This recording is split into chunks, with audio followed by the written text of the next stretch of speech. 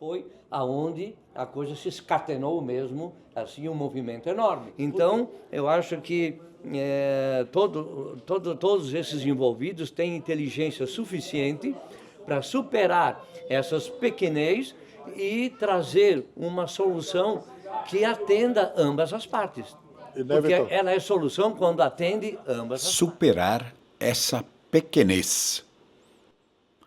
Esta é talvez a maior vontade da comunidade italiana do sul de Santa Catarina, especialmente a de beluneses envolvida no episódio de Val di Zoldo, provocado pelo prefeito Camilo de Pellegrin, a partir do momento em que hasteou a bandeira do Brasil na sede da prefeitura italiana, em protesto contra o acúmulo de transcrições de documentos de brasileiros, como disse, reconhecidos cidadãos italianos por direito de sangue.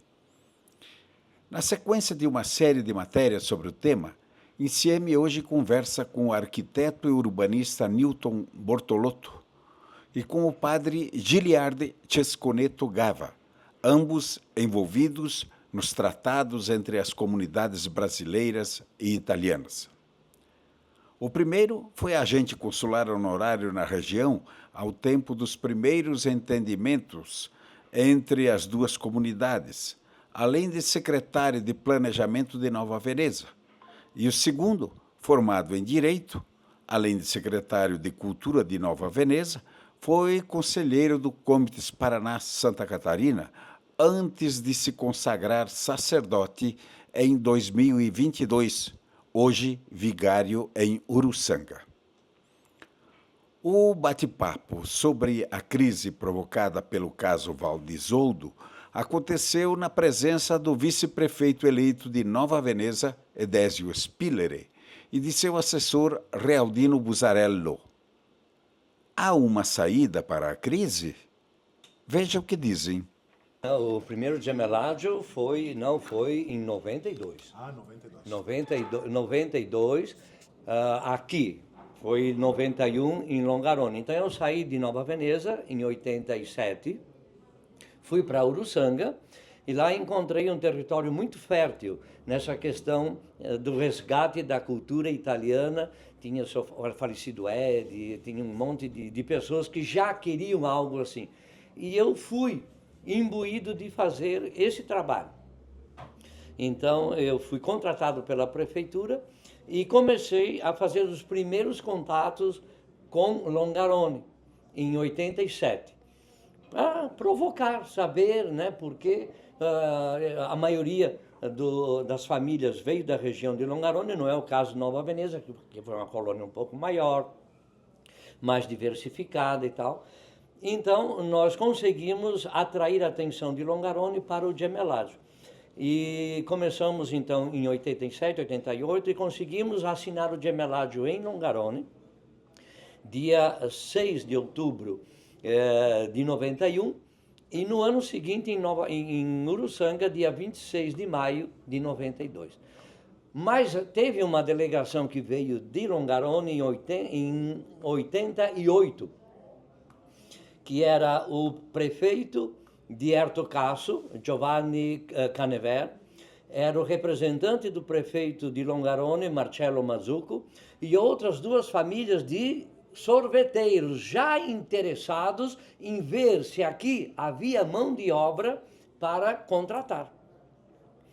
Então, as primeiras meninas que saíram aqui da região, que foi a Cancelliere e a Feltrin, de Uruçanga, já foram em 88, sem cidadania, sem nada. Foram no peito e na raça. Tiveram problemas, mas conseguiram. Aí começou, então, a questão da busca e da corrida pela cidadania, que já era uma prática feita pelo consulado. Começou lá em 86, ou talvez tenha começado antes, isso eu não posso assegurar, mas de 87 a 88 começou a ter uma procura. E lá em Uruçanga foi aonde a coisa se escatenou mesmo, assim, um movimento enorme. Por quê? Porque ia com os gelatieri italianos, ia trabalhar na Alemanha, fazia a temporada e ganhava um bom dinheiro. trabalhava-se muitos reclamavam que era muito trabalho, trabalhavam 10, 11, 12 horas, mas ganhavam. O que importa é que ganhavam. Certo. Quando voltavam com dinheiro. Então veio o gemelagem de Uruçanga, em seguida veio o gemelagem depois, um ano, dois anos depois, foi em Jordão, 94, aonde também pegou toda a região ali de Siderópolis. Nova Veneza estava também muito antenada, né? Não tinha um gemeládio ainda na época, mas já tinha muita gente, aqui se fazia muito cultura também. O gemeládio de Nova Veneza veio com Malo, em que ano foi? Em 90 aí? Malo foi, começou o protocolo de entente início dos anos 2000, 2002, 2003. É. Então... Criciúma com Vitório Vêneto. Ah, sim, teve Criciúma ainda antes, né, com Vitório. Ali começou o grande interesse das pessoas irem para a Europa, não só para trabalhar com os gelatieri, porque, deixa eu fazer um adendo, a cidadania, a outorga da cidadania italiana, tinha lá atrás, me lembro, que eu fazia parte, estudava na Itália, estava direto lá na Itália, então eu fazia parte ali dos políticos do Vêneto. Eles queriam suprir uma carência, uma demanda de mão de obra, que começava a ser gritante na Itália, mas como todo bom vêneto, como todo bom italiano, ele, piuttosto de dar a oportunidade de trabalho para um extracomunitário africano ou ali do Oriente Próximo, de qualquer outra nacionalidade, eles queriam que fosse vêneto, fosse de descendente italiano. Então tudo foi direcionado para que os sanguíneos continuassem, que fossem trabalhar na Itália, extracomunitários, mas não de outros continentes, né? Ou de outras etnias que não fosse italiano. Mas não foi exatamente isso que aconteceu, porque paralelamente, já na época, vinham muito argelino, vinha muito marroquino, que eu me lembro que estudava em Veneza, e vinha muito também da região ali do Oriente Próximo, da Turquia, da Síria, daquela região ali. Mas não era um número comparável, naturalmente, aos ítalo-brasileiros ou ítalo-argentinos, que os argentinos faziam uma concorrência enorme. Aliás, naquele período, eram mais argentinos do que nós. E isso depois foi crescendo, foi avolumando. E o interesse da Itália em ter essa mão de obra, que era uma mão de obra que supria uma demanda, porque os filhos dele já não queriam mais exercer determinadas atividades, e elas eram terceirizadas para os ítalo-brasileiros ou ítalo-argentinos, né, a grosso modo. Com a ida deles para a Europa, para a Itália, eles perceberam que não era só a Itália um destino interessante economicamente, mas para que eles pudessem trabalhar em outros países europeus, que inclusive pagavam melhor do que a Itália, e tinham outras atividades também, como camareiras, trabalhar em bar, restaurante e uma série de outras coisas. Eles descobriram, os jovens, aqui na época era só mais os jovens, que bastava obter a cidadania italiana para ter as portas abertas no Reino Unido, para ter as portas abertas na França, para ter nos Estados Unidos principalmente.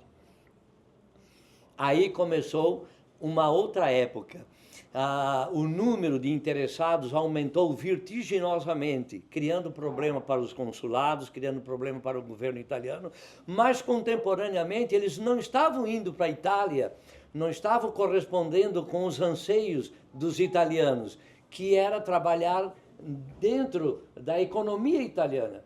Havia uma demanda cada vez maior de passaporte, mas não era para ir somente para a Itália. Uma parte, sim, ainda continuava sendo, mas a grande maioria passou a ser já para outros países da comunidade europeia e principalmente Canadá e Estados Unidos. Estados Unidos em primeiro lugar.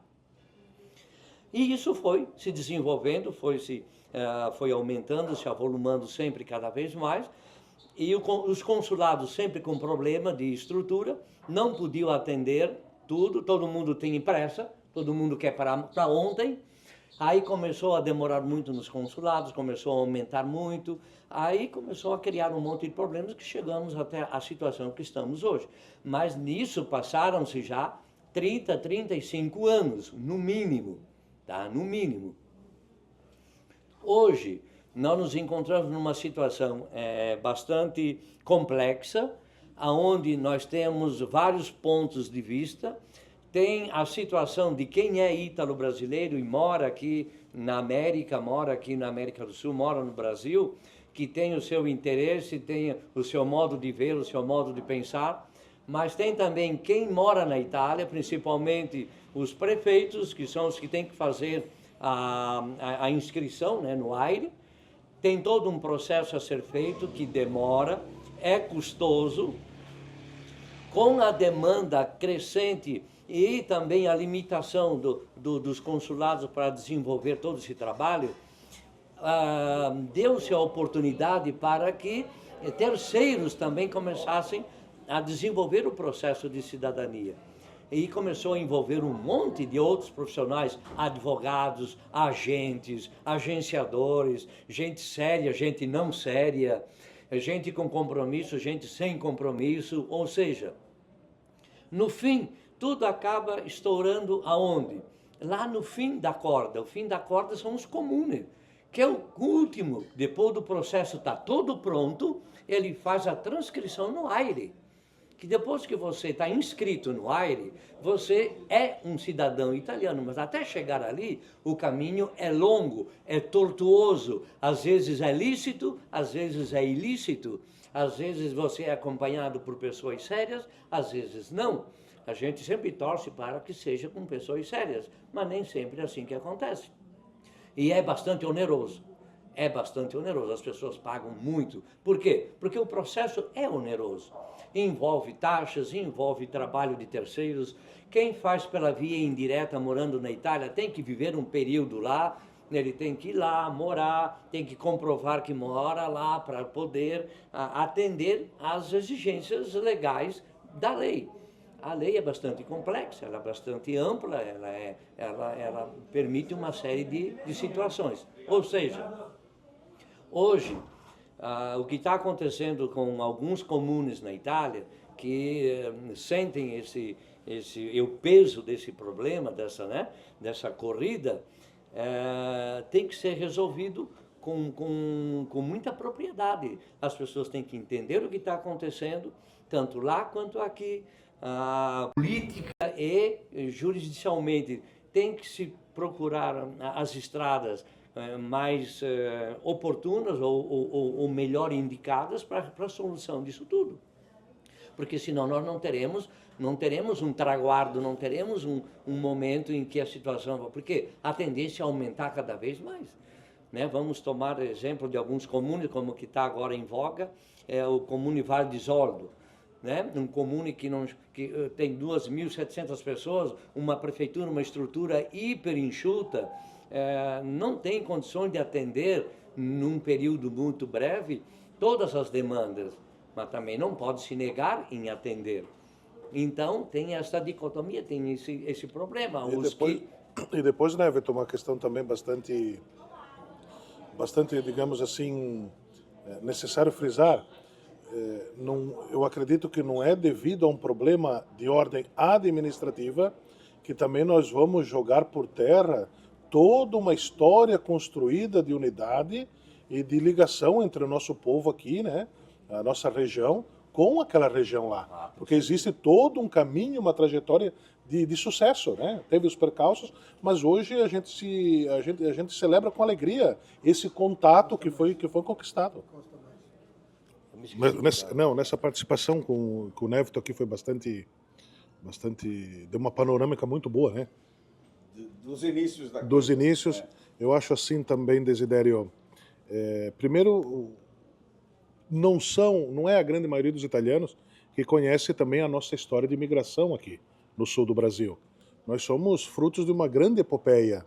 Aqui, os italianos, sobretudo falando agora do sul de Santa Catarina, e grande parte da Serra Gaúcha, foi o povo italiano, os nossos antepassados, com nome e sobrenome, que trouxeram a civilização, onde não havia. E é por isso que apenas aqui que você encontra uma nova Veneza, uma nova Belluno, uma nova Treviso, uma nova Bassano, uma nova Milano, uma nova Trento. Foi reproduzido no sul do Brasil o que havia na Itália na época que partiram. Então, essa é uma trajetória muito bonita e que a gente não pode esquecer, e que, a custo de muito trabalho e de muita ida e vinda para o oceano, né, e avião, então tornou possível todo esse intercâmbio e esse resgate histórico-cultural. Os nossos gemelágios, que o Névito citou alguns aqui, né? Então, essa é uma realidade que não pode ser jamais esquecida. Faz pelo menos 30 anos que recomeçou, quer dizer, houve a reconexão. A reconexão. Então, você imagina... Efetivamente, sim. Efetivamente, a partir de 78, né? E depois os gemelágios na década de 90 e tal. Mas olha, por exemplo, que curiosidade, né? Estamos aqui em Nova Veneza. A colônia de Nova Veneza, iniciada em 1891, ela finaliza o seu processo imigratório justamente com as últimas famílias vindas de Forno de Isoldo que se estabeleceram no núcleo de Rio Jordão, entre 1895 e 97. E ali finaliza a última colônia aqui da nossa região. Então, foi justamente com famílias de Forno de Isoldo. Bem, agora nós vamos para outras situações que eu acho que a gente tem que ponderar isso. Temos que ponderar. Cidadania. A cidadania é um direito concedido pelo governo italiano, pela República. A cidadania, ela é um direito de sangue. Então, eu acho que nós não podemos, em momentos de crises e de situações que, como estamos passando por hoje, nós queremos achar motivos de limitar esse exemplo que vem desde o Império Romano. A cidadania italiana é praticamente filha do direito romano, né? O direito de sangue. Somos nós os judeus que não temos essa limitação. Você comprova apenas que tem sangue italiano, você é italiano. Então, a partir do momento que a gente quer fazer um acesso à cidadania, é um direito que tem, é um acesso, e nós queremos restringir porque vão para os Estados Unidos, vão para a Alemanha. Não, aí você vai estar restringindo um direito de ir e vir, porque o direito é com relação ao sangue, não onde você quer ir, onde você quer chegar. Tem que fazer um curso e estudar na Itália italiano. O direito é de sangue, né?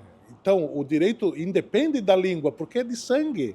Você falando italiano ou não, o sangue é italiano. Então, são momentos de crise que a gente tende a querer limitar direitos. Eu acho que isso aí não é um caminho que vai beneficiar também a Itália.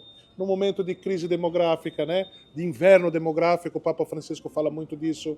Nós temos aqui, na época que batalhávamos no Comites, e depois, sobretudo, na Itália, como consultor vêneto, embora a gente era uma andorinha sozinho, mas a gente sempre disse, o inserimento do nosso povo, aqui do sul do Brasil, num processo de volta para a Itália, eu posso dizer, pode não ser tão fácil, mas ele é o menos difícil do que qualquer outros povos que vão para lá.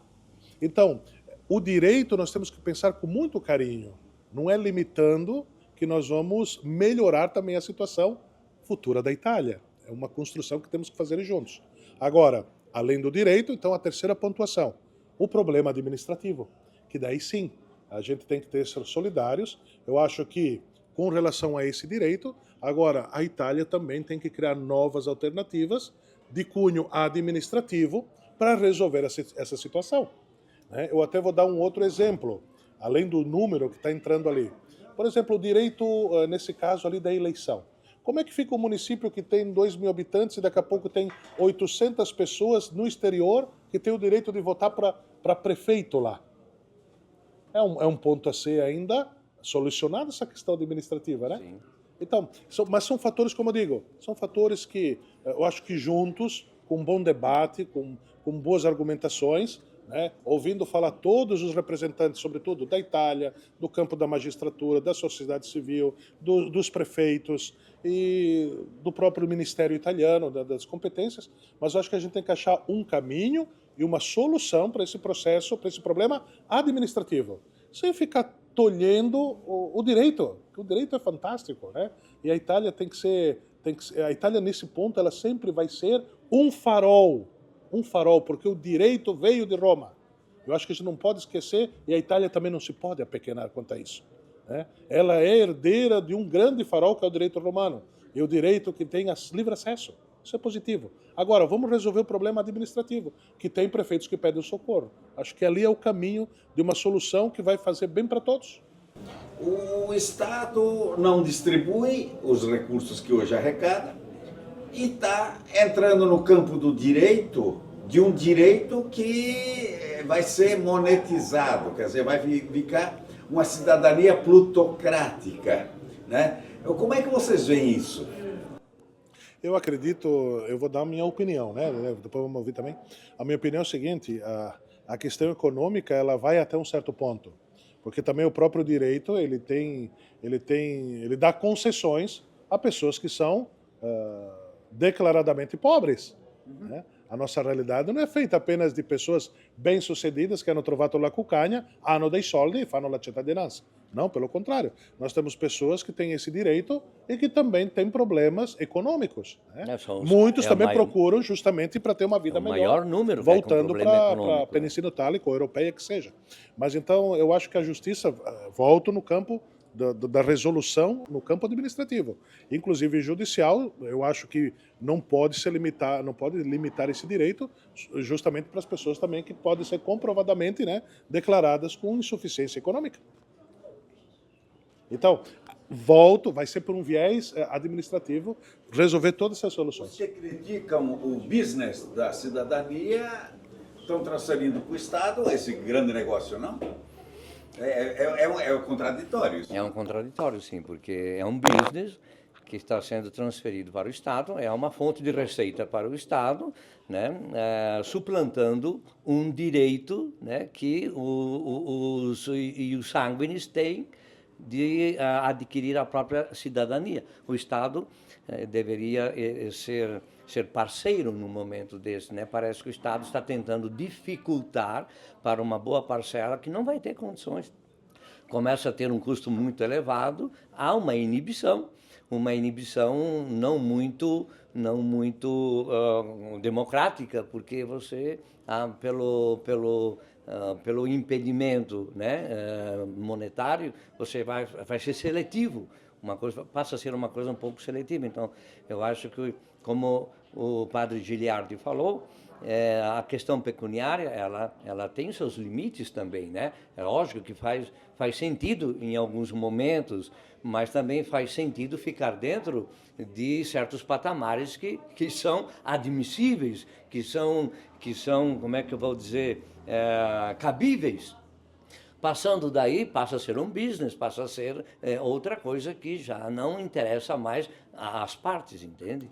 É lamentável. Pode ser um tiro no pé da Itália? Pode ser um próprio tiro no pé, porque a Itália ela não tem que se preocupar com este momento em que houve uma demanda muito grande. Ela tem que saber que todos esses seus descendentes que procuram a cidadania, eles estão habilitados, num segundo momento, a serem parceiros com a Itália também, em qualquer situação, né?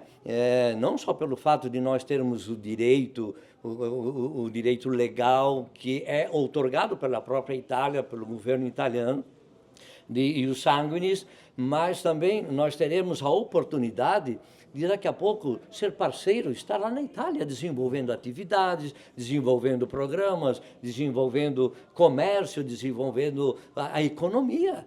Não só na condição de um empregado ou de um subserviçal, né? Como parece que algumas pessoas, né, tentam fazer-nos ver dessa forma, mas não é bem dessa forma. Existe toda como é que eu vou dizer, um leque de situações e que poderão ser muito benéficas para a Itália daqui a pouco. Então, eu quero ajudar nesse sentido, né, Vitor? O Vitor falou, é um leque de situações. É um leque. Porque no momento de crise, tu tende a generalizar tudo. Então, assim, parece que todo mundo está indo lá para ir para os Estados Unidos. Na verdade, nós temos uma colônia bonita de ítalos descendentes. Eu cito, por exemplo, só ao redor do Lago de Garda. E quantas situações de pessoas que casaram com italianos natos e os descendentes com dupla cidadania, hoje vão e vêm, famílias, né, que foram constituídas e que vêm para o Brasil, depois residem na Itália. Nós temos situações, por exemplo, no caso que foi falado aqui específico, de gelatieri, né? Gelatieri. Os primeiros que foram trabalhar na Alemanha com os patrões que eram justamente, sobretudo, da Val di Zoldo, de Longarone, aquela região. Hoje, em 2024, eu cito que temos casos de filhos de Uruçanga que já são proprietários de sorveterias na Alemanha. Né? Então, isso é uma questão que beneficia a todos. Então, a gente não pode generalizar um problema jurídico, é tudo esse problema. Um problema que aconteceu em tal prefeitura vai ser tudo. Não. Existe, como eu digo, um caminho tão bonito de construção e de reunificação desses único povo que, no momento de extrema necessidade, se separaram para dividir melhor a sua pobreza. A pobreza era igual. Eu acho que nesse momento também a Itália tem que lembrar que houve um passado, né? E que, eu gosto muito dessa frase, se siamo divisi, per dividere meglio la nostra povertà. E hoje eu acho que todos podemos, com esse momento, né, acharmos soluções que melhoram a situação para todos. Sobretudo nessa perspectiva futura para a Itália que, mais uma vez, continua num inverno demográfico. Quando eu comecei a ser aluno, né, Vitor? Na década de 94, a Itália estava em 60 milhões de habitantes. Até praticamente 2 anos atrás, 1 ano atrás, a muito custo a Itália ficava com 60 milhões. Agora nós tivemos o primeiro grande decréscimo, na Itália está com 59 milhões. Exato. Agora nós vamos começar, ano após ano, ver essa problemática. E aqui nós temos essa grande alegria de que, num futuro, com uma boa política e juntos, nós temos uma condição de ajudar muito a madre pátria dos nossos antepassados. Muito. É só um problema econômico ou também há uma resistência para enfrentar a realidade da Itália diaspórica? Olha, Desidério, esse assunto é de uma complexidade tal que é até difícil a gente precisar determinadas situações ou visão, né? Modo de visão e conceber.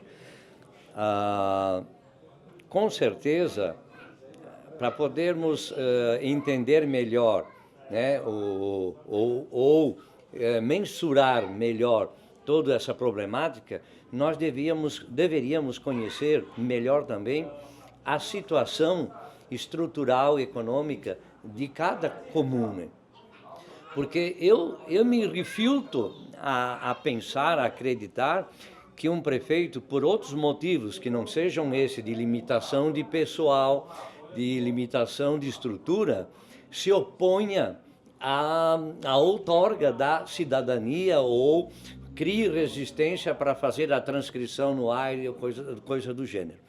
Eu me recuso a acreditar que alguma autoridade possa fazer isso fora desse âmbito.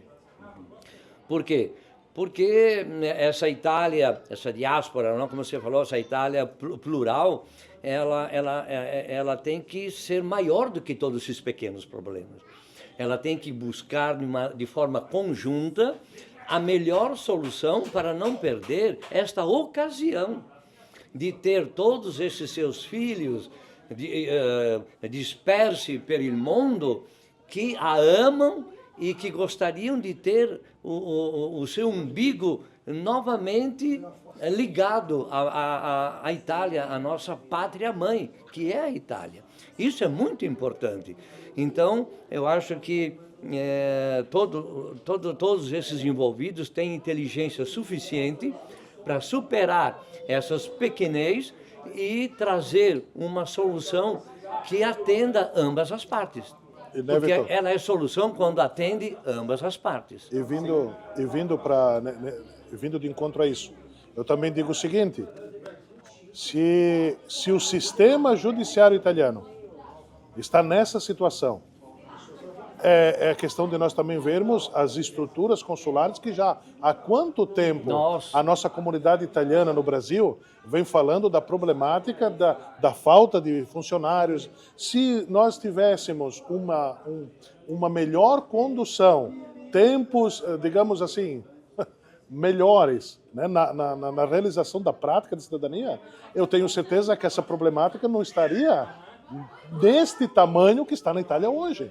Né? A questão, vamos ser bem sinceros, o que está faltando, né, eu faço essa análise, o que está faltando efetivamente para que o direito aos descendentes das mulheres nascidas antes de 48 já seja efetivamente um direito, né, que na Constituição homens e mulheres são todos iguais. Isso já devia ter sido sanado e os nossos consulados já estão resolvendo esse problema há muito tempo. Né? Então, são essas pequenas situações que agora vai acumulando e agora vai também dando-se problemática.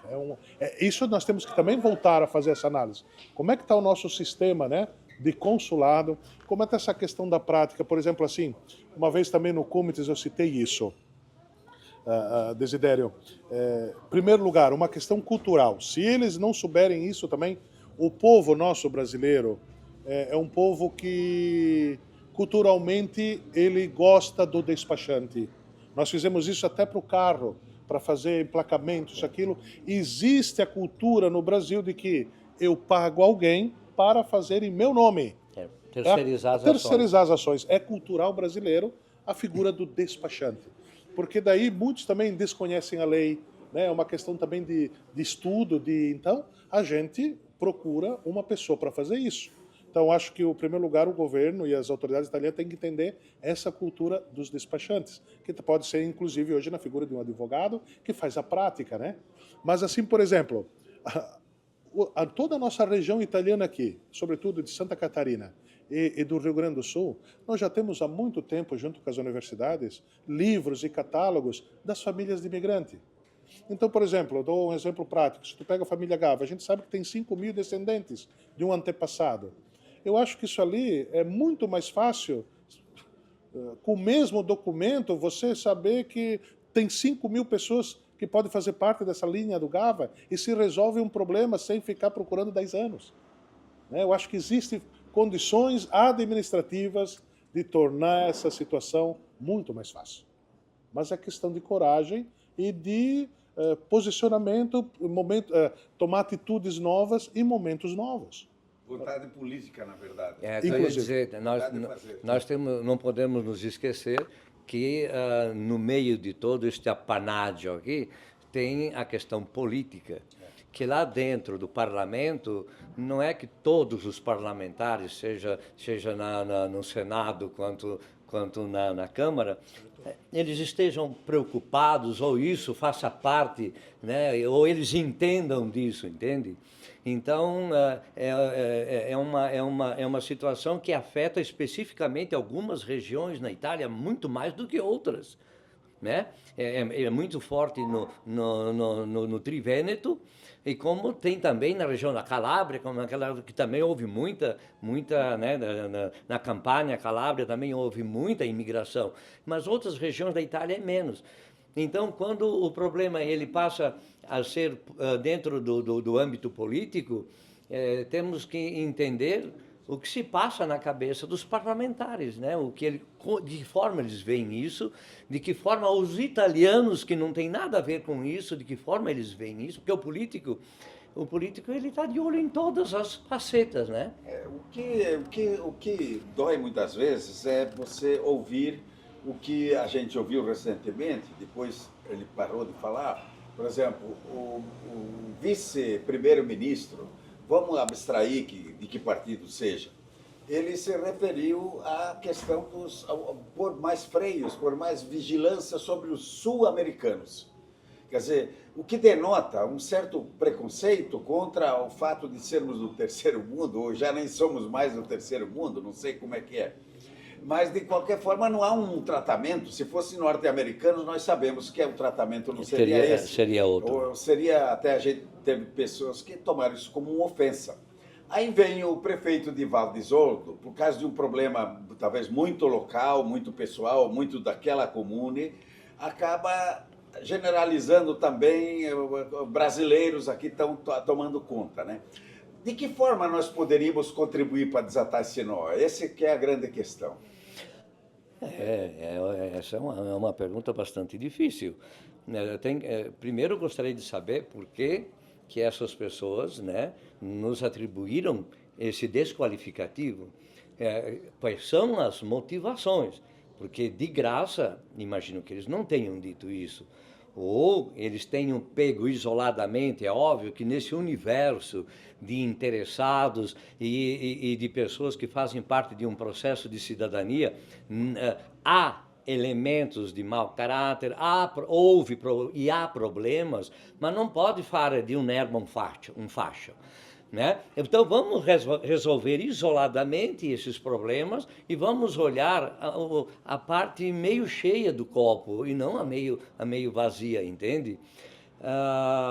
Eu acho que as pessoas têm que pôr a mão na consciência e conhecer melhor a realidade e acreditar nessa realidade de maneira positiva e contribuir de forma positiva para que ela seja suplantada e não seja amplificada e comprometa todo um processo que é uma coisa muito bonita, que é a cidadania.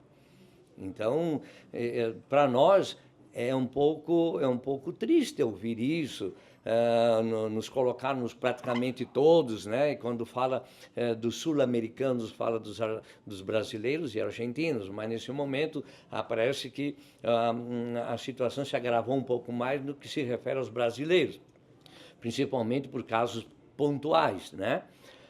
Procurar resolver esses problemas que estão à deriva da lei, que estão com algumas carências ou deficiências, e prosseguir. Não há outra forma, outra saída. Por causa de uma batata podre no saco, não vamos jogar o saco inteiro fora. Vamos procurar aquelas poucas batatas e vamos eliminá-las ou vamos substituí-las, sei lá. É bastante delicada a situação, mas não... É matemático aqui, né? No passado, na grande imigração, a igreja desempenhou um papel muito importante, né? Que os italianos vieram para cá sem muita direção política, organização, não é nada. Vieram jogado, né? E quem procurou, quem fez algum papel de amalgamento foi a igreja, né? Talvez a igreja pudesse nos socorrer nessa época. O que poderia, por exemplo, diante de um desentendimento surgido aí como esse, com Val d'Isoldo e a sua comunidade aqui na região que é forte, eu pude testemunhar hoje, tem muita gente triste com isso, muita gente até sem saber o que fazer. Vai uma delegação daqui a pouco para lá, estão reunindo isso em Belluno, porque vai constranger pessoas, etc. Tal. A intermediação da igreja, padre Gava, como é que você vê isso? Ainda é possível? Olha, Desidério, a igreja vai ser sempre um sinal de esperança. A igreja, e sobretudo agora nesse momento do Papa Francisco tem um carinho muito grande por exilados, por refugiados, que não é o nosso caso. Sim. Né? Mas sempre portas abertas. E o Papa Francisco diz muito isso. Nós temos que ser construtores de pontes e não de muros. O muro não soluciona nada, né? Então, criar alternativas para a construção de pontes. E realmente é verdade, a igreja acompanhou os primeiros imigrantes que vieram para cá. Cito aqui a família scalabriniana, eu cito aqui a arquidiocese, com as suas dioceses ali de Piemonte, que foram os primeiros padres que vieram aqui para atendimento específico. Depois, inúmeras congregações religiosas. Então, como eu digo, é toda uma história, uma epopeia, eu digo para vocês, a história da imigração italiana no sul do Brasil, ela se transformou numa grande epopeia, onde os heróis têm nome e sobrenome dos nossos, né? E sim, a igreja tem sempre, eu digo para vocês, esse caráter de manter as portas abertas para diálogos, construção de ponte e não de muro. Pois é, eu sempre fico pensando, de repente, podíamos também dizer, bom, tudo bem, então vamos cancelar tudo, vamos ficar nós aqui no nosso cantinho e eles ficam no deles lá. Essa também não é uma solução, né? Porque isso vai representar uma ruptura, né? Com certeza não. E uma conquista de muitos anos, de muitas gerações, e fruto, sobretudo, que a gente jamais pode esquecer, fruto de grande nostalgia, que os antigos tinham vontade de voltar a essa madre pátria, né? aqui construir uma segunda Itália. Graças a Deus, eu digo sempre, tem que falar a realidade.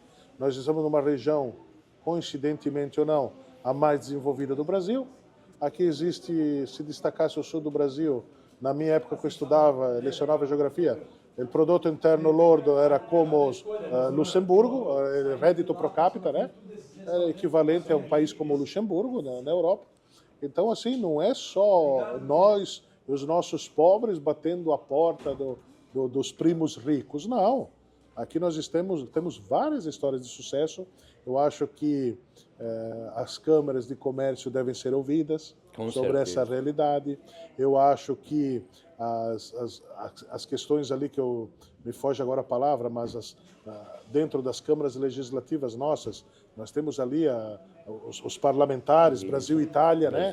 Brasil, Santa Catarina e Vêneto, e nós temos desde o Parlamento Brasileiro até nas nossas assembleias legislativas.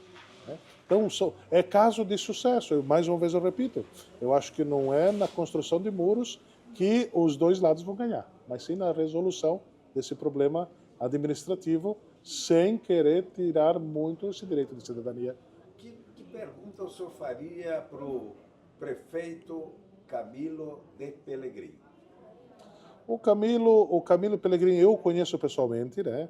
Eu imagino que ele está realmente com uma situação administrativa bastante complicada, mas que ele lembre também do fruto do trabalho, né, de tantos oldanos que caminham, estão aqui, né, todo ano. Nós temos gente de Forno de Isolda que vem passar férias aqui, né, sem citar nomes. Eu acho que precisa, nesse momento, serenidade. Serenidade e, através do grito dele, achar pessoas que o ajudem, né, também a resolver essa situação lá para o Forno de Isolda e que fique melhor tanto para eles quanto para nós. Com certeza. Não, eu quero referendar as palavras do padre Gili. Com certeza, esta postura do Camilo é uma reação a uma situação que para ele foi momentaneamente insustentável a nível estrutural e não emocional. Mas afetou o emocional. Ele acabou se exacerbando em alguns aspectos que talvez não tenha sido muito bem entendido e aceito pelas comunidades aqui da nossa região e também da Itália. Tenho certeza que ele vai superar isso, né? Colocando como prioridade as ações e as intenções do Gemellaggio com Forno de Isolda e Rio Jordão, com o direito desses ius sanguinis, né, de adquirir a cidadania e da capacidade de ele poder atender e poder confraternizar esta união e não acerrar a desunião, que não tenho certeza, não é intenção dele. Eu me coloco no lugar dele, eu talvez não sei qual seria a minha reação no lugar dele, mas com certeza alguma coisa de protesto haveria, não sei a que nível. Mas tenho certeza que isso tudo será superado e as coisas voltarão a ser como eram outrora. No município de Siderópolis, hoje eu ouvi a frase: esperemos que ele não rasgue definitivamente o título de cidadão honorário de Siderópolis. Não vai fazer, não creio. Eu conheço pouco o Camilo, conheço mais o Beniamino, o pai dele, né? Os pais dele eu conheço. Estiveram aqui diversas vezes. A gente conversou muito no passado, né? Eles também participaram desse movimento e tal. Mas eu não creio que ele deixará se levar, né, a esses patamares. Não, acho que vai ser bem pelo contrário. Daqui a pouco as coisas já estão risistemate. Ainda tem remédio? Há muito remédio. Basta ter a vontade das partes, né?